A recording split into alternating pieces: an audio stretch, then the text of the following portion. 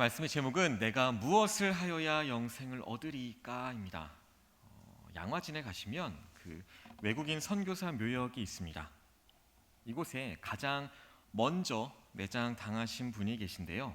바로 존 헤론이라고 하는 미국 의료 선교사입니다. 테네시 의과대학에서 의학을 공부했습니다. 그리고 그곳에서 보기 드물게 우수한 학생이었답니다.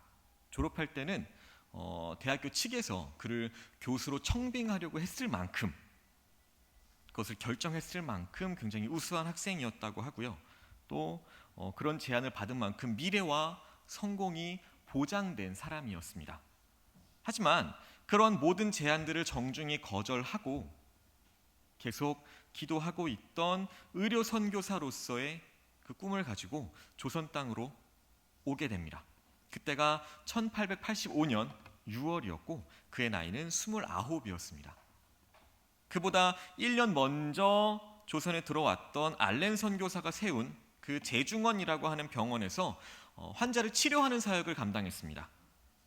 선교사로서 사역한 지 5년째 되던 1890년에 조선 땅에 전염병이 돌기 시작합니다. 수많은 사람들이 제대로 된 진료조차 한번 받지 못하고 죽어가고 있었습니다. 이 전염병이 선교사들이라고 해서 예외는 아니었습니다. 오히려 타지에 오래 살고 있다가 조선에 온 지 얼마 안 된 이 선교사들에게는 더 치명적인 병들이었습니다. 대부분의 선교사들이 여름 한철 그런 위생들을 생각하면서 남한산성에 올라가서 피해 있다가 여름이 지나면 다시 서울로 돌아와서 선교 활동을 하곤 했다고 합니다. 하지만 이 헤론 선교사는 피해가는 것을 선택하지 않았습니다. 오히려 그곳에 계속 남아서 아파하던 전염병으로 인해서 죽어가던 그 백성들을, 환자들을 돌보았습니다. 결국에는 그도 그 병에 걸리게 되었습니다. 그리고 3주 동안 앓다가 그의 7월에 세상을 떠났습니다. 그의 나이가 34이었습니다. 그가 죽자 동료 선교사들이 그를 한국 땅에 장사 지내주려고 했습니다. 그런데 마땅한 땅을 찾지 못했답니다. 그리고 그 소식을 고종 황제가 듣고 나서 장지를 하사했는데요. 그것이 바로 양화진이었다고 합니다. 그 이후에도 조선의 복음화를 위해서 수많은 선교사님들이 이 땅에 죽었습니다. 그리고 고국에 돌아가지 못하고 이 땅에 묻혔습니다.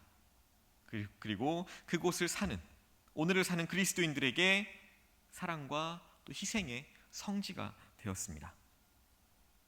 그렇게 미래와 성공이 보장되어 있던 청년이 그 모든 것을 다 포기하고 이런 척박한 땅에 온 이유가 과연 무엇이었을까요?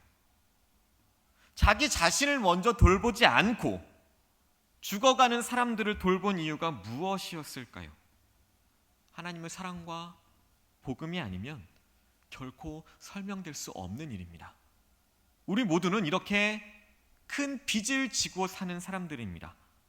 복음의 빚을 졌고요, 사랑의 빚을 졌습니다. 오늘 함께 읽으신 본문의 말씀은 이번 2023년도 교육부서의 여름 사역의 주제 말씀입니다. 그리고 우리에게는 선한 사마리아인의 비유라고 알려진 말씀입니다. 그런데요, 우리가 가장 많이 오해하고 있는 비유이기도 합니다. 선한 사마리아인법이라는 것이 있습니다. 이 법은 당연히 이 비유를 근거로 만들어졌습니다. 이 법에는 크게 두 가지 내용이 들어가는데요. 먼저는 위급한 상황에 처한 사람을 돕다가 의도하지 않게 불의한 상황에 처하더라도 면책을 받을 수 있다라는 내용이고요. 두 번째는 타인을 구조하는 과정에서 위험한 상황이 생겨날 리가 없음에도 불구하고 위급한 상황에 있는 사람을 돕지 않을 경우에, 그냥 외면하고 지나칠 경우에 그 사람을 처벌할 수 있다는 것입니다. 본문의 비유를 그냥 단순히 공경에 처한 사람을 도와야 한다, 이런 가르침으로 세상 사람들이 이해하고 있다는 것을 보여줍니다. 우리가 공경에 처한 사람을 발견한다면 그를 도와주어야 할까요? 물론입니다. 당연합니다. 하지만 이 비유는 그냥 인도주의적인 가르침이나 단순히 이웃들에게 사랑을 실천해야 한다라는 가르침이 아닙니다. 크게 포괄적으로 본다면 그런 내용이 들어 있습니다. 하지만 그것이 이 비유에서 말하고자 하는 핵심은 아니라는 것입니다. 한 율법교사가 예수님을 시험하려는 의도에서 질문합니다. 내가 어떻게 해야 영생을 얻을 수 있겠습니까? 선한 사마리아인의 비유는 이 질문에 대한 대답으로 주어진 말씀입니다. 비유의 주제가 어떻게 해야 영생을 얻을 수 있는가, 어떻게 해야 하나님 나라에 들어갈 수 있는가, 이것을 다루고 있다는 겁니다.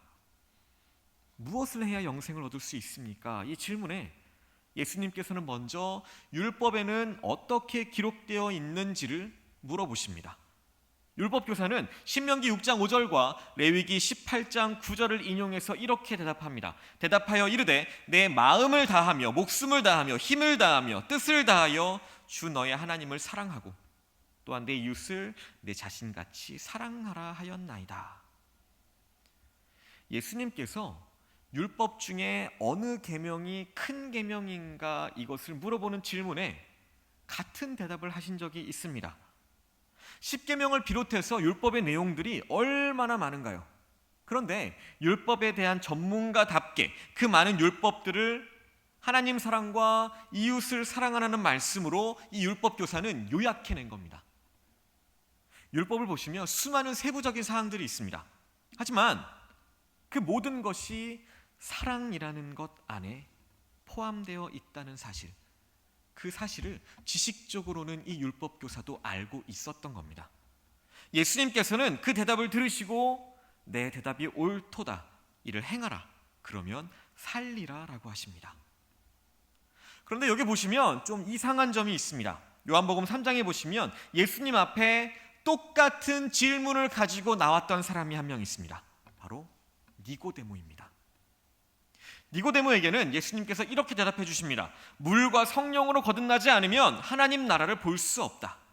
하나님께서 세상에 보내신 독생자를 믿으면 멸망치 않고 영생을 얻게 될 것이다 라고 하셨습니다. 이것이 복음입니다. 그런데 오늘 예수님께 질문하는 율법 교사에게는 예수님께서 이렇게 대답하십니다. 율법을 지켜 행하라. 그러면 살 것이다. 예수님께서는 하나님 나라의 복음을 전파하시기 위해서 이 땅에 오셨습니다. 예수님께서 복음 그 자체이십니다. 그런데 예수님께서 왜 영생하는 방법으로, 영생의 길로 복음과 또 믿음이 아니라 율법을 행해야 한다, 이것을 가르쳐 주셨을까요? 예수님께서 목적으로 두셨던 것은 율법교사의 무디고 죽어있는 양심을 깨우시기 위함이었습니다. 역설적으로는 아무도 영생을 얻을 수 없다, 율법의 행위로는 아무도 영생을 얻을 수 없다라는 사실을 보여주시고자 하려는 목적이었습니다. 하나님을 사랑하고 이웃을 사랑하라는 그 율법을 지켜 행한다면 과연 진짜 영생을 얻을 수 있을까요? 이론적으로는 그렇습니다. 하나님의 말씀을 완벽하게 살아낸다면 그로 말미암아서 영생을 얻을 것이다 라고 하셨습니다. 레위기 18장 5절입니다. 너희는 내 규례와 법도를 지키라. 사람이 이를 행하면 그로 말미암아 살리라. 나는 여호와이니라. 그런데요, 하나님의 율법이 요구하는 그 사랑의 수준이 어떨까요? 그냥 하나님을 사랑하되 목숨을 다하고 마음을 다하고 그렇게 사랑하는 것입니다. 이웃을 사랑하는데 내 자신을 사랑하는 것처럼 이웃을 사랑하라는 것입니다. 어떠신가요? 여러분들 자신을 어떻게, 얼마나 사랑하시나요? 가장 좋은 것으로 먹고 싶어 합니다. 가장 좋은 것으로 입고 싶고, 가장 좋은 것으로 가지고 다니고 싶고, 가장 좋은 집에 살고 싶어 합니다. 나에 대해선 정말 완벽한 것을 추구합니다. 율법에서 말하는 사랑의 수준이 이렇습니다.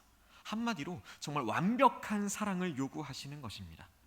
하나님과 이웃을 완벽하게 사랑해야 한다라는 그 요구 앞에서 과연 어떤 사람이, 주님, 제가 이 율법들을 완벽하게 다 지켰습니다, 그러니까 저는 하나님 나라에 들어갈 자격이 있는 사람입니다. 이렇게 말할 수 있을까요? 저는 죄인입니다. 주님, 제게 자비를 베풀어 주시옵소서. 율법교사가 이렇게 대답했다면 예수님께서 그 은혜의 복음에 대해서 분명히 설명해 주셨을 겁니다. 그런데 율법교사는 자비를 구하는 대신에 자기를 옳게 보이기 위해서 애를 썼다는 겁니다. 이것이 바로 교만한 사람들의 특징입니다. 자신의 내면을 진실하게 내보이지 않습니다. 진실보다 자신이 정말 당신들이 생각하는 것보다 그 이상으로 괜찮은 사람이다, 이렇게 포장하려고 한다는 겁니다. 율법교사는 이렇게 물어봅니다. 그러면 내 이웃이 누구이니까?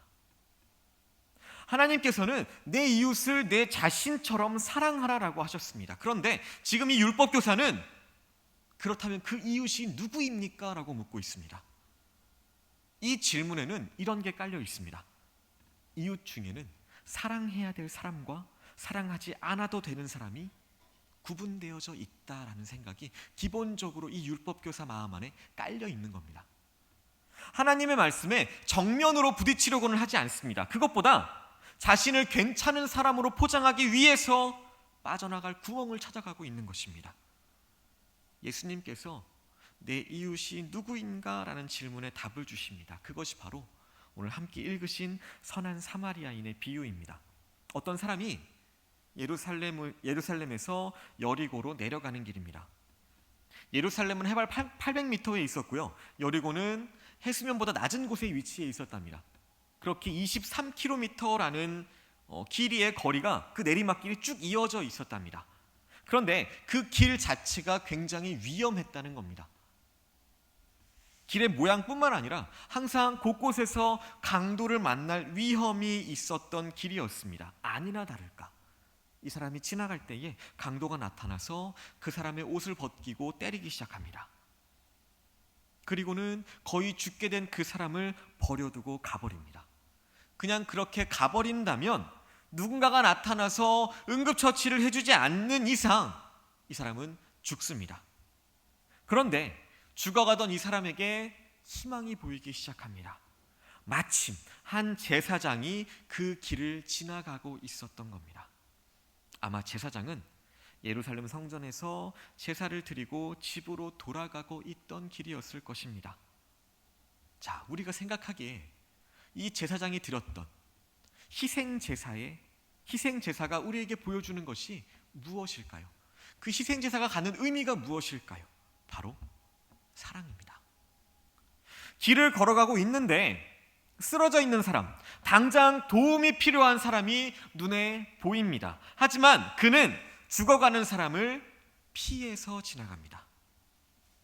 시체인 줄 알고, 시체와의 접촉으로 인해서 내가 성전에서 제사를 드려야 하는데 부정한 사람이 될까봐, 그래서 제사를 드리지 못할까봐 의도적으로 그 사람과의 접촉을 피하기 위해서 멀찌감치 떨어져서 지나갔다는 겁니다.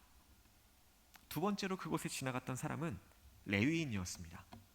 이 레위인은 제사장을 도와서 성전에서 일하던 사람이었습니다. 하지만 그 역시도 죽어가는 사람을 돌아보지 않았고요, 피해서 지나갔습니다. 제사장과 레위인, 이 두 사람 모두는요, 성직에 종사하는 사람들이었습니다. 다시 말씀드리면 이 사람들은 율법에 대해서 잘 알고 있던 사람들이었습니다. 율법에 의해서 강도 만난 자를 도와야 한다는 것, 이것을 결코 모르는 사람이 아니었습니다. 하지만 이웃을 사랑해라라는 그 율법을 지켜 행하지 않았다는 겁니다. 우리는 어떤가요? 지금 이 자리에 계신 분들 중에 우리의 이웃을 사랑해야 한다, 이것을 모르는 분이 계실까요? 고통을 겪고 있는 사람, 죽어가는 사람, 그 사람을 도와야 한다, 그 사실을 모르는 사람이 있을까요? 요즘 세상이 어떤 세상인데요, 지식적으로라도 그것을 과연 모르는 사람이 있겠냐는 겁니다. 문제는 지식이 아닙니다. 문제는 실천입니다. 지식이 없어서 그 지식이 없는 것 때문에 이웃을 사랑하지 못하는 것이 아니라 우리들 안에 사랑이 없기 때문에 우리가 이웃을 사랑하지 못한다는 것입니다. 여러분들은 어떠신가요? 레위인이나 제사장처럼 그렇게 행동하지는 않으신가요? 지금까지 수없이 그렇게 도움을 필요로 했던 사람들, 그 사람들을 그냥 외면하거나 피해가지는 않으셨나요? 코로나를 겪으면서 실감하게 된 사실이 있습니다. 우리에게 진짜 사랑이 없구나라는 겁니다. 코로나 초반에 정말 모두가 그렇게 공포심을 가지고 있을 때 누군가 코로나에 확진되었다고 하거나 아니면 어느 지역까지 왔다고 하더라, 이런 소식만 들어도 일단 경계부터 합니다. 그리고 확진된 사람을 향해서 엄청난 비난을 퍼붓습니다. 아픈 사람이 정말 확진이 되려고 그렇게 애쓰고 수고했을까요? 사회적 거리두기를 합니다. 하지만 멀어진 건 사회적인 거리가 아니라 서로의 마음의 거리가 더 멀어지게 되었습니다. 종교적으로 존경을 받던 두 사람이 죽어가던 사람을 그냥 지나쳐 버렸을 때 사마리아 사람이 나타나서 그들이 하지 않았던 일을 합니다. 비유를 듣는 사람들에게, 이 비유를 듣고 있던 사람들에게 사마리아인의 등장은 엄청난 충격이었을 것입니다. 당시에 사마리아인이 유대인을 돕는다? 이것은 그들의 기준으로는 상상할 수도 없는 일이었기 때문입니다. 기원전 721년에 북이스라엘을 정복한 아수르가 이방인들을 사마리아로 이주시켰습니다. 유대인들과 이방인들이 섞여 살면서 결혼을 하게 되고요. 시간이 흐르면서 그 사마리아 땅은 마치 이방인들이 모여 살던 지역처럼 되어버리고 말았습니다. 그리고 그들은 그리심산에 따로 성전을 지어서 예배를 드렸습니다. 이것이 유대인들에게는 그냥 우상숭배나 다름없었다는 겁니다. 유대인들에게 있어서 예배의 장소는 예루살렘 성전이 유일했기 때문입니다. 인종적인 순수성, 또한 종교적인 순수성을 잃어버렸던 그 사마리아인들에 대한 유대인들의 태도는 적대적이었습니다.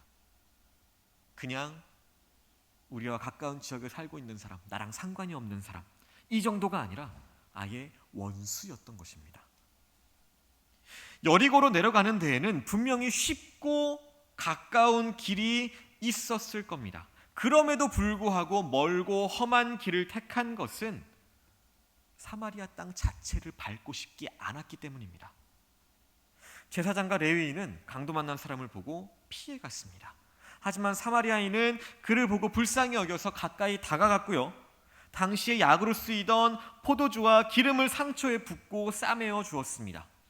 그것이 끝이 아니라 짐승에 태워서 가까운 주막에 데려가서 돌보아 줍니다.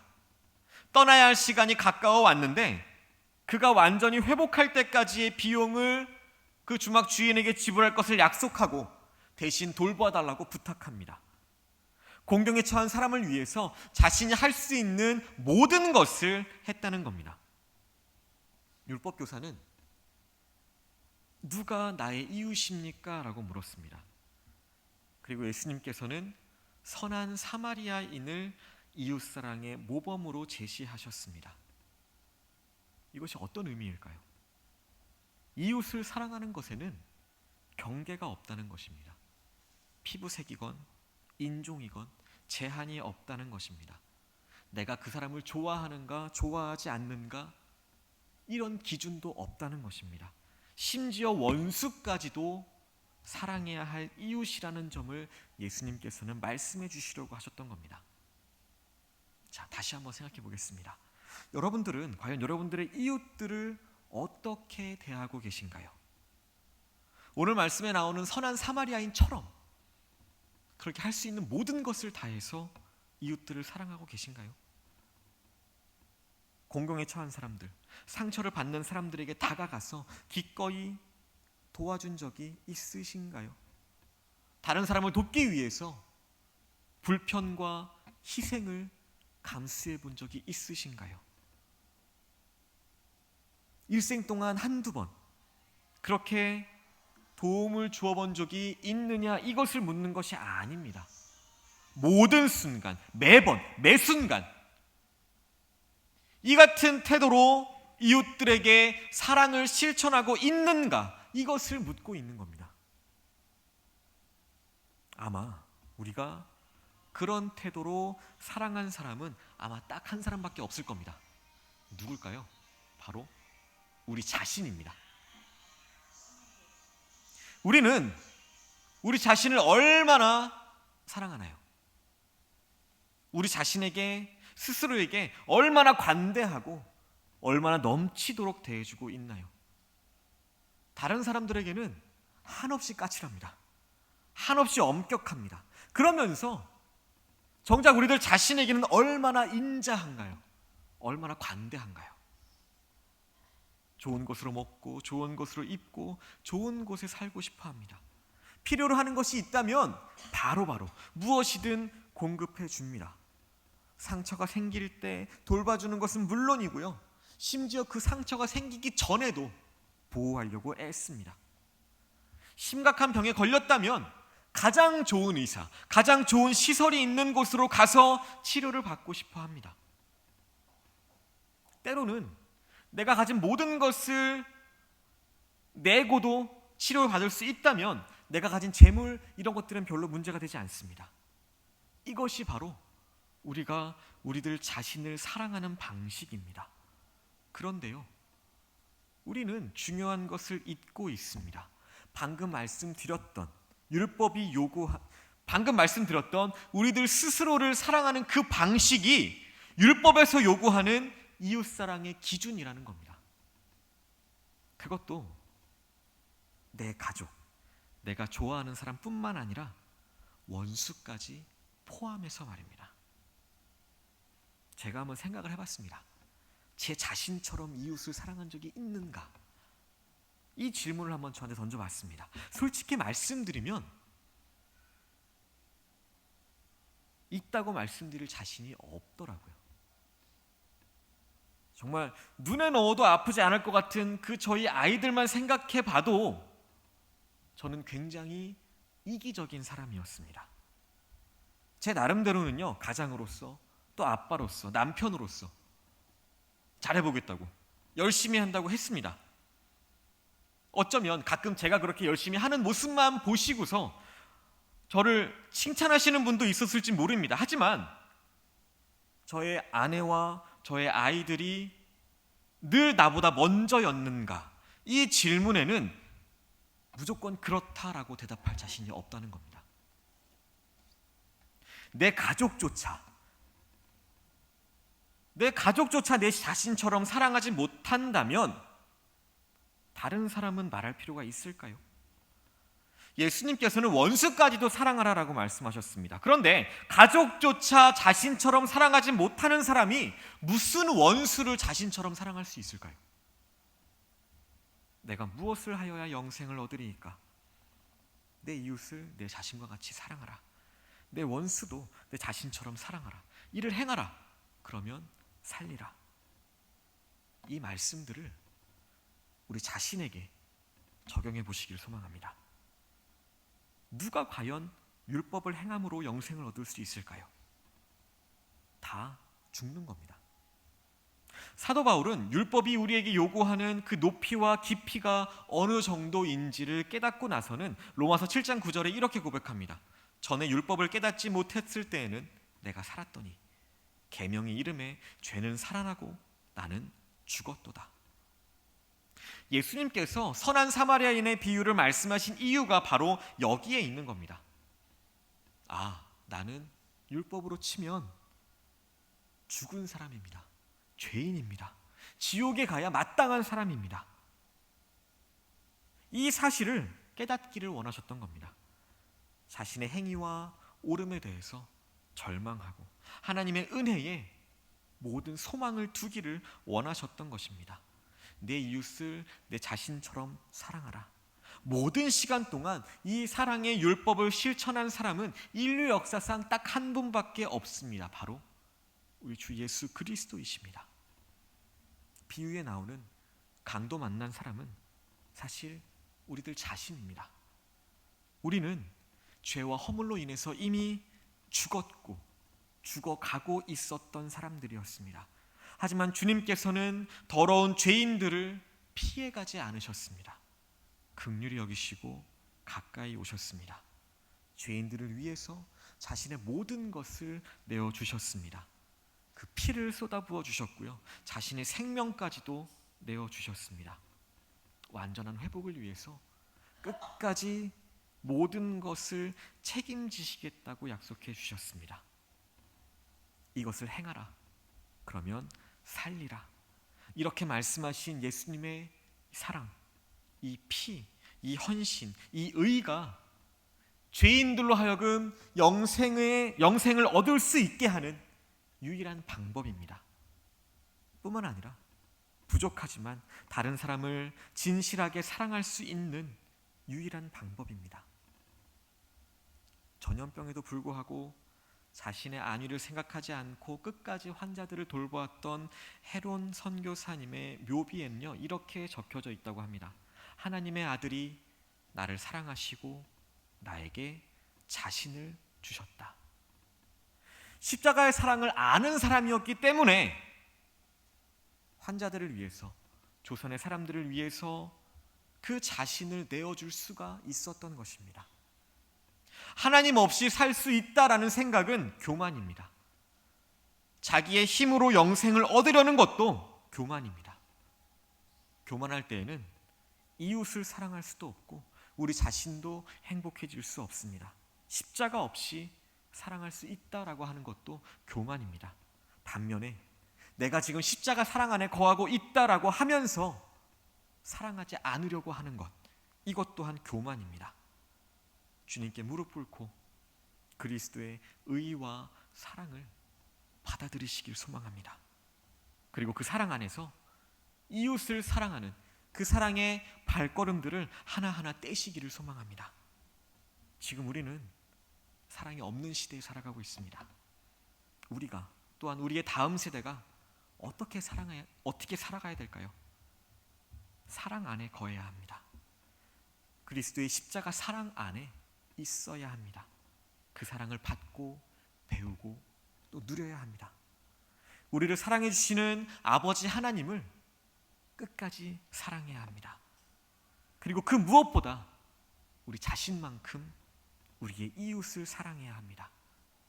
이번 여름이 우리가, 또 우리의 다음 세대가 그것을 깨닫는 시간이 되기를 소망합니다.